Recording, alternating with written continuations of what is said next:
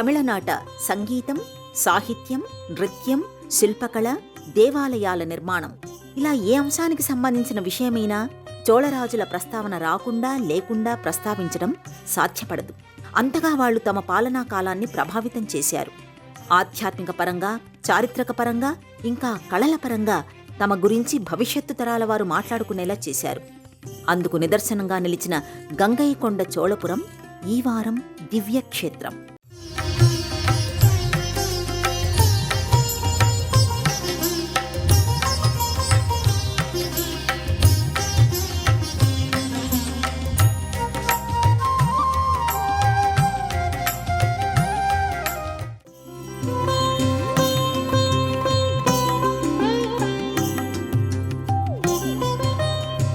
చోళరాజులు మహావీరులు, తమ రాజ్య సరిహద్దులను పరిగెత్తించిన పరాక్రమవంతులు.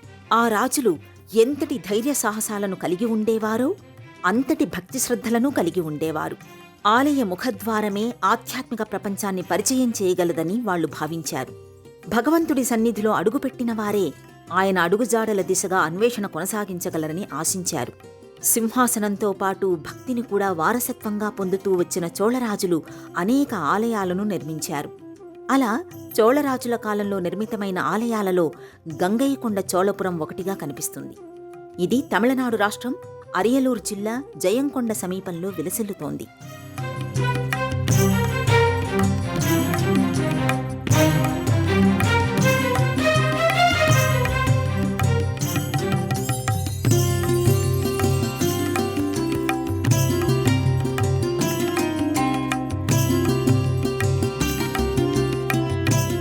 అనంతమైన ఆధ్యాత్మికత పరిమళించిన చోటు ఇది.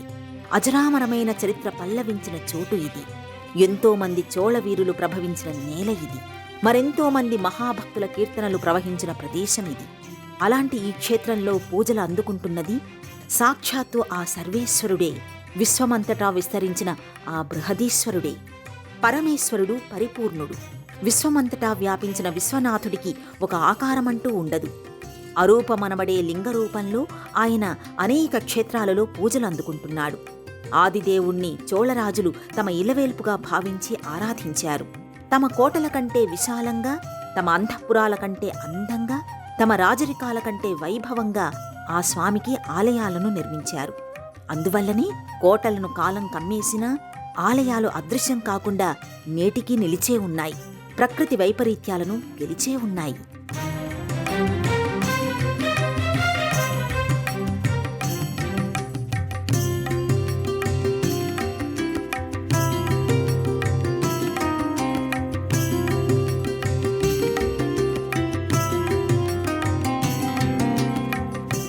గంగైకొండ చోళపురంలో సాంబశివుడు బృహదీశ్వరుడుగా పూజలందుకుంటున్నాడు. బృహదీశ్వరుడు అనగానే వెంటనే తంజావూరు గుర్తుకు వస్తుంది. రాజరాజ చోళుడు నిర్మించిన ఆలయం కళ్ల ముందు కమ్మని కలగా కదులుతుంది. మనసు సరస్సులో అనుభూతి అలలా మెదులుతుంది. ఆ క్షేత్రాన్ని పోలినదిగా గంగైకొండ చోళపురంలోని ఆలయం కనిపిస్తుంది. అందుకు కారణం రాజరాజ చోళుడి కుమారుడైన రాజేంద్ర చోళుడు ఈ ఆలయాన్ని నిర్మించడమే.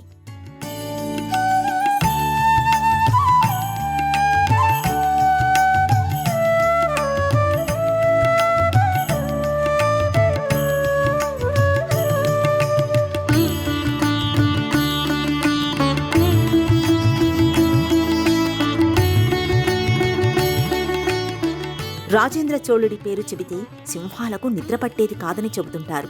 ఆయన గుర్రం పరిగెత్తిన మేర పొలిమేరలన్నీ ఏకమై ఆయన రాజ్యంలో కలిసిపోయేవని అంటారు. తన ఖడ్గంతో సరిహద్దులను చెరిపేస్తూ వెళ్లిన రాజేంద్ర చోళుడు గంగానది పరివాహక ప్రాంతమంతటా విజయకేతనం ఎగరేశాడు. అందువల్లనే ఈ ప్రాంతం గంగైకొండ చోళపురంగా పిలవడం మొదలైందని అంటారు. తన చేతిలో ఓడిపోయిన రాజులతో గంగానది నుంచి కుండలతో నీళ్లు తెప్పించి ఇక్కడి బావిలో పోయించడం వలన ఈ పేరు వచ్చిందని కూడా చెబుతుంటారు.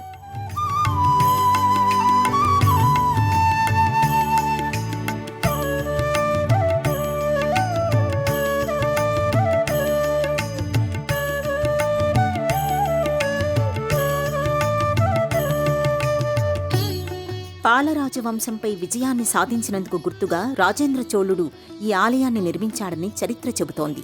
ఆ తరువాత ఆయన ఈ ప్రాంతాన్ని రాజధానిగా ప్రకటించాడు. అప్పటి వరకు తంజావూరు రాజధానిగా కొనసాగిన రాచకార్యాలు గంగయ్యకొండ చోళపురానికి మార్చబడ్డాయి. చోళరాజుల పాలనాకాలంలో 250 ఏళ్ల పాటు ఈ ప్రాంతం రాజధానిగానే కొనసాగింది.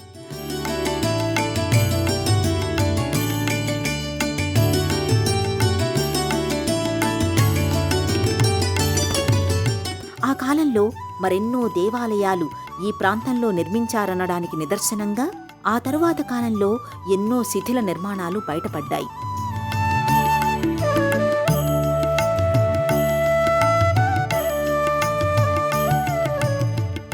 చోళుల కాలంలో నిర్మితమైన ప్రసిద్ధమైన శివాలయాల వరుసలో తంజావూరులో బృహదీశ్వర ఆలయం, కుంభకోణంలోని ఐరావతేశ్వర ఆలయంతో పాటు గంగయ్యకొండ బృహదీశ్వర ఆలయం కూడా కనిపిస్తుంది.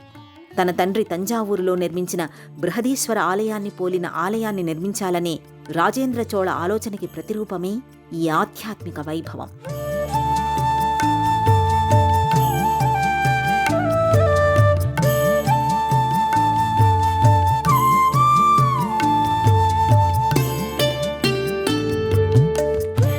ఈ ఆలయాన్ని చూస్తుంటే ఇటుకపై ఇటుకను పేర్చినట్టుగా కాకుండా సంగీత నృత్య కళలను కలిపి కూర్చినట్టు, అందాలను అద్భుతాలను కలిపి అమర్చినట్టు, శిల్పాలన్నీ ఒక్క మాటపై నిలబడి కుదురుకున్నట్టు అనిపిస్తుంది.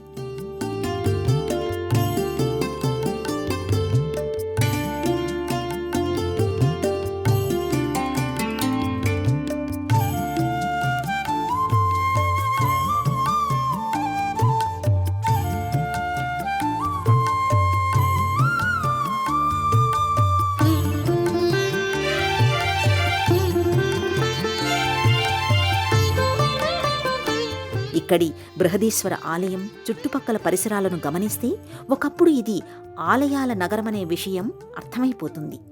అద్భుతమైన ఈ నిర్మాణంలో కొన్ని రాళ్లు చెదిరిపోయినా, కొన్ని గోడలు ఉరిగిపోయినా ఘనచరిత్రలో గర్వంగా ఈ ఆలయం నిలబడే ఉంటుంది. సగర్వానికి సమాధానం చెబుతూనే ఉంటుంది.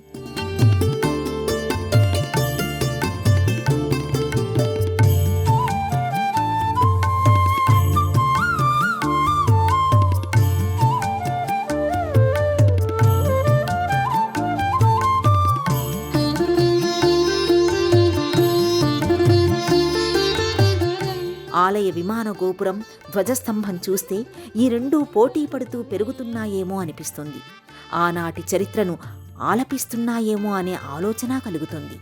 ధ్వజస్తంభాన్ని దాటుకుని ముందుకు వెళ్లడానికి చాలా సమయం పడుతుంది. అందుకు కారణం అక్కడ ఉన్న నందీశ్వరుడు. భారీతనానికి అర్థం చెప్పే బసవేశ్వరుడి విగ్రహం చూస్తే మన కనురెప్పలు కొట్టుకోవడం ఆగిపోతుంది. ఆనందాశ్చర్యాలతో ప్రతి మనసు ముత్యపు చిప్పలా తెరుచుకోవడం మొదలవుతుంది. శివుడిని దేవగణాలు అర్చించే దృశ్యాలను కళ్ళు పెద్దవి చేసుకుని చూస్తున్నట్టు, వాళ్లు శివయ్యను కీర్తించడాన్ని శ్రద్ధగా వింటున్నట్టుగా నందీశ్వరుడు కనిపిస్తాడు. నందీశ్వరుడి మెడలో మువ్వల పట్టీలు, గంటల పట్టీలు, కుమారస్వామి శక్తి ఆయుధంలోని నేత్రభాగాన్ని పోలిన వరుసలు ఈ నందీశ్వరుడి విగ్రహం ఎంత పెద్దదనే విషయం దూరం నుంచి చూసినప్పుడే అర్థమవుతుంది. కానీ దగ్గరగా వెళ్లి చుట్టూ తిరుగుతూ చూసినప్పుడు అసలు విషయం స్పష్టమవుతుంది. సజీవంగా అనిపించే ఈ నందీశ్వరుడిని చూసి సంతోషంతో తాకనివారు, భక్తితో తడమనివారు తక్కువనే చెప్పాలి.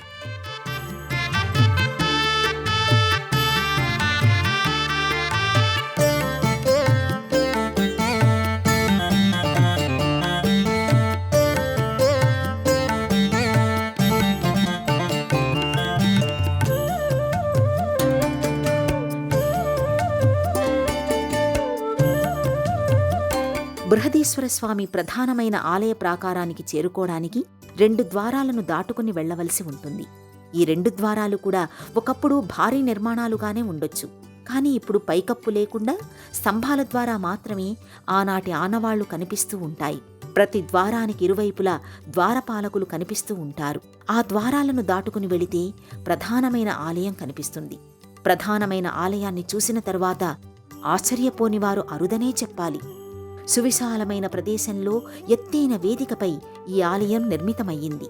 వేదిక కోసం అమర్చిన బండరాళ్లు ఒక్కో అంచును ఒక్కో విధమైన రీతిలో మలిచిన తీరు ఆకట్టుకుంటుంది. ప్రధానమైన ఆలయ ప్రాకారం ముందుకు రాగా మధ్యభాగంగా ఆలయ ప్రధాన ద్వారం లోపలికి ఉంటుంది. మెట్ల ద్వారా ప్రధానమైన ఆలయ ద్వారానికి చేరుకోవలసి ఉంటుంది. ప్రధానమైన ఆలయ ద్వారానికి ఇరువైపులా ద్వారపాలకులు ఒక ప్రత్యేకమైన ముద్రలో కనిపిస్తారు. ద్వారపాలకుల విగ్రహాలు చాలా ఎత్తుగా, భారీగా కనిపిస్తాయి. ఏనుగును మింగుతున్న మహాసర్పం, ఆ సర్పాన్ని కాలుతో తొక్కిపట్టినట్టుగా ద్వారపాలకులు కనిపిస్తూ ఉంటారు. శివద్వారపాలకుల శక్తిని ప్రతిబింబించేదిగా ఈ దృశ్యం కనిపిస్తూ ఉంటుంది. ఈ ముఖద్వారం నుంచి మన ముఖాన్ని తిప్పుకోవడం కష్టమే.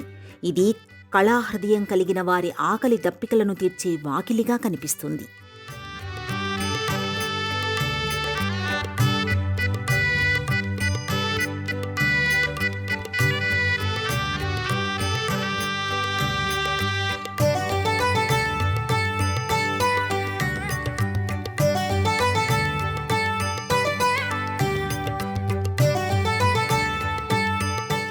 సాధారణంగా ఆలయ గోడలపై శిల్పకళ ఆశ్చర్యపరచడం సహజమే. కానీ ఇక్కడ శిల్పాలతో పాటు రాళ్ల అమరిక, ముఖ్యంగా రాళ్లను సమానంగా తయారు చేసిన విధానం అబ్బురపరుస్తుంది. ప్రతి రాయి కూడా కొంతసేపటి ముందే సానబెట్టినట్టుగా అనిపిస్తుంది.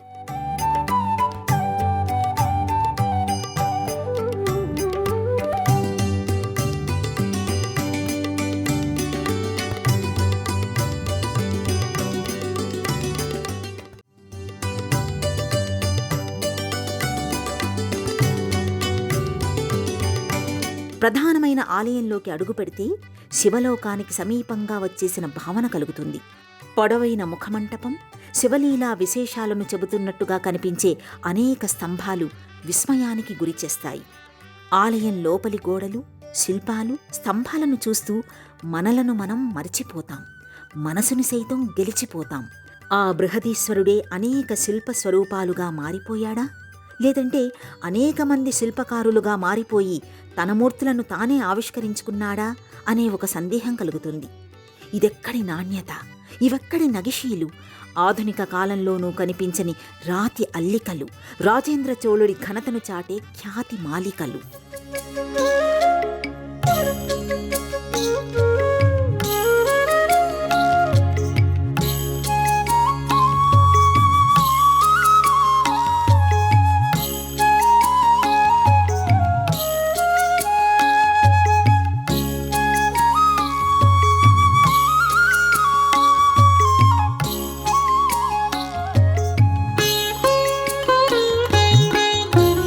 ఇక్కడి గర్భాలయంలో బృహదీశ్వరుడు మహాలింగంగా దర్శనమిస్తూ ఉంటాడు. 13 అడుగుల ఎత్తు కలిగిన ఈ మహాశివలింగం ప్రపంచంలోని అతిపెద్ద శివలింగాలలో ఒకటిగా చెబుతారు. నిజంగానే ఈ శివలింగం కన్నుల్లో పట్టనంత, చూపుల్లో చుట్టలేనంత పెద్దదిగా కనిపిస్తుంది. మహాదేవుడి మనసులాగే విశాలంగా, అమ్మవారి హృదయం మాదిరిగా విస్తారంగా కనిపిస్తుంది. వరాల వాకిట్లో నిలిచిన విశ్వేశ్వరుడి వైభవాన్ని చూసి తీరవలసిందే. ఈ ఆలయ నిర్మాణంలో ఒక అద్భుతం జరిగిందనే విషయం ఇక్కడ వినిపిస్తూ ఉంటుంది. అనుభవపూర్వకంగా తెలుసుకున్నవారు అది నిజమేనని చెబుతుంటారు. శివలింగం అడుగు భాగంలో చంద్రకాంతమణిని అమర్చినట్టుగా చెబుతారు. ఈ కారణంగా చలికాలంలో ఆలయం లోపల వెచ్చగాను, వేసవికాలంలో చల్లగాను ఉంటుందని అంటారు.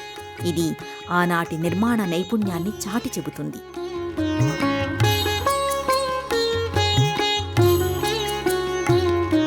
స్వామివారు కొలువైన గర్భాలయ గోపుర నిర్మాణం ఆనాటి శిల్పకళలోని గొప్పతనాన్ని ఆవిష్కరిస్తుంది. విమాన గోపురం గోడలను పరిశీలిస్తే చిన్న చిన్న స్తంభాలతో కూడిన మందిరాల నమూనాలను అడ్డంగానూ, నిలువుగానూ వరుస క్రమంలో కనిపిస్తాయి.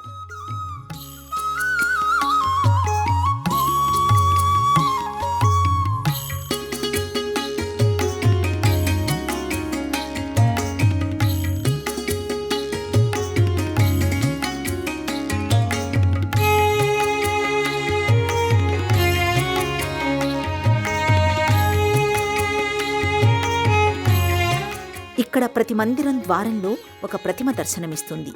మందిరానికి మందిరానికి మధ్య అందమైన అల్లికలు, ఆశ్చర్యపరిచే ముద్రలు కనిపిస్తాయి. విమాన గోపురంపై గల గోడలపై చెక్కబడిన మందిరాల పైభాగాన గల వరుసలు చిత్రమైన ఆకృతిలో విస్మయానికి వీలైనంత దగ్గరలో కనిపిస్తాయి. గోపురమంతటా సింహం తలతో కూడిన ముద్ర సమానమైన కొలతలతో ఆవిష్కృతమవుతుంది. ఈ ముద్ర కారణంగానే ఈ గోపురం మరింత ప్రత్యేకతను సంతరించుకుందని చెప్పవచ్చు.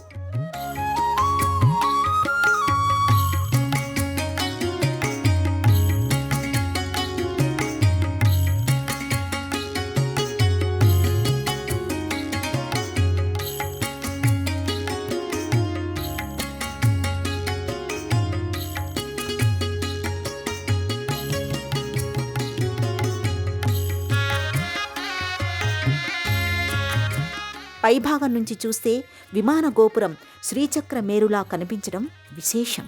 ఇక ఆలయ గోడలపై గణపతితో పాటు బ్రహ్మదేవుడు, సరస్వతీదేవిని మలచడం చూడవచ్చు.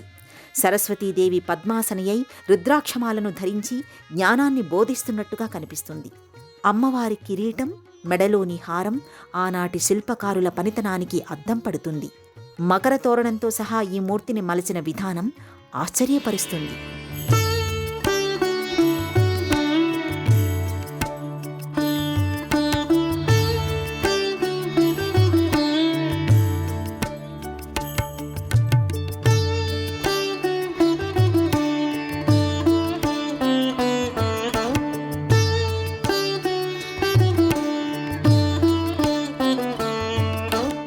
సాధారణంగా ప్రాచీన కాలం నాటి శివాలయాలలో గర్భాలయంలోనే కాకుండా ఆలయ ప్రాంగణంలోనూ శివలింగాలు కనిపిస్తూ ఉంటాయి.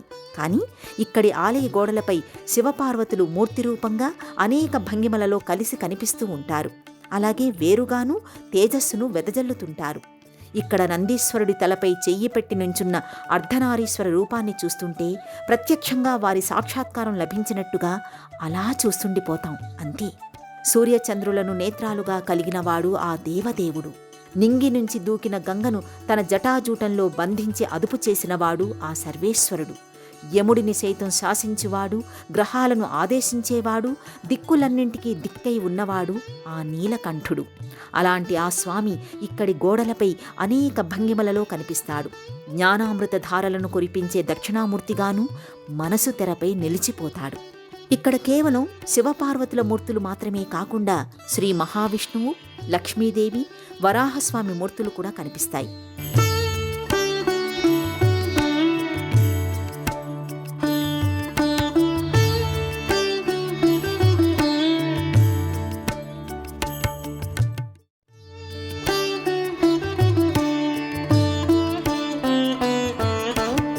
ఈ ఆలయాన్ని నిర్మించడానికి 9 ఏళ్లు పట్టింది. 100 మంది శిల్పకారులు పనిచేశారు. ఇంతమంది శిల్పకారులు ఈ నిర్మాణం పట్ల పూర్తి అవగాహనతో కలిసి పనిచేయడం ఆశ్చర్యంలో ముంచెత్తుతుంది. ఎవరికి వారుగా మలచిన శిల్పాలన్నీ ఒక్కరు చెక్కినట్టుగానే కొలతల ప్రకారం ఇమిడిపోవడం, ఆలయం ఒడిలో అందంగా ఒదిగిపోవడం ఆ కాలంలో జరిగిన ఒక అద్భుతంగానే చెప్పుకోవాలి.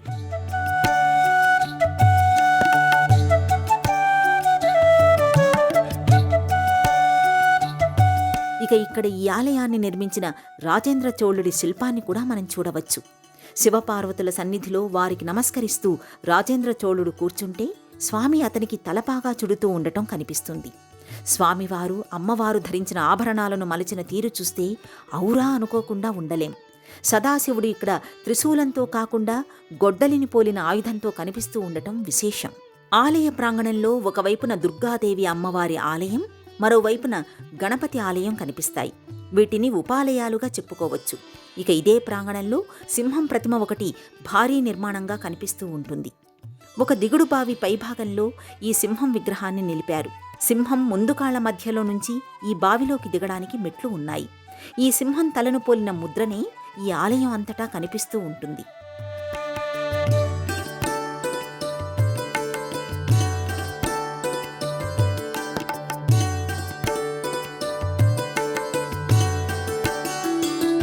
ఈ ఆలయంలో మెట్లు మొదలు విమాన గోపురం వరకు కళాత్మకంగానే కనిపిస్తాయి.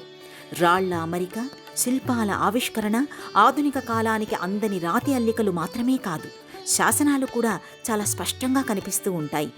సాధారణంగా చాలా క్షేత్రాలలో శాసనాలు అంత తేలికగా అర్థం కావు. భాష ఏదైనా అక్షరాలు అంత స్పష్టంగా కనిపించవు. కానీ ఇక్కడ శాసనాలను చూస్తే కాగితాల మీద రాసినట్టుగానే అందంగా అర్థమయ్యేలా కనిపిస్తూ ఉంటాయి. తమిళనాడులో తంజావూర్, చిదంబరం, కుంభకోణం క్షేత్రాలను ఎక్కువగా దర్శించుకుంటూ ఉంటారు. తంజావూర్ నుంచి 70 కిలోమీటర్ల దూరంలో ఈ క్షేత్రం ఉంది. చిదంబరం నుండి 44 కిలోమీటర్లు, కుంభకోణం నుండి 34 కిలోమీటర్లు ప్రయాణిస్తే ఈ క్షేత్రానికి చేరుకోవచ్చు. భక్తిని, ముక్తిని, యోగాన్ని, భోగాన్ని ప్రసాదించేవాడు ఆ పరమేశ్వరుడే. ఆయన గురించిన సాధన చెయ్యాలంటే అందుకు అవసరమైన జ్ఞానాన్ని కూడా ఆయనే అందించాలి. అంతటి ఆ స్వామికి ఇంతటి ఆలయాన్ని నిర్మించిన రాజేంద్ర చోళుడిని, ఈ దివ్యక్షేత్రాన్ని దర్శించిన వారు ఎప్పటికీ మరచిపోలేరు. ఆ జ్ఞాపకాలు కాలంతో పాటు కరగకుండా కదిలిస్తూనే ఉంటాయి. అనుభూతుల దిశగా అదిలిస్తూనే ఉంటాయి.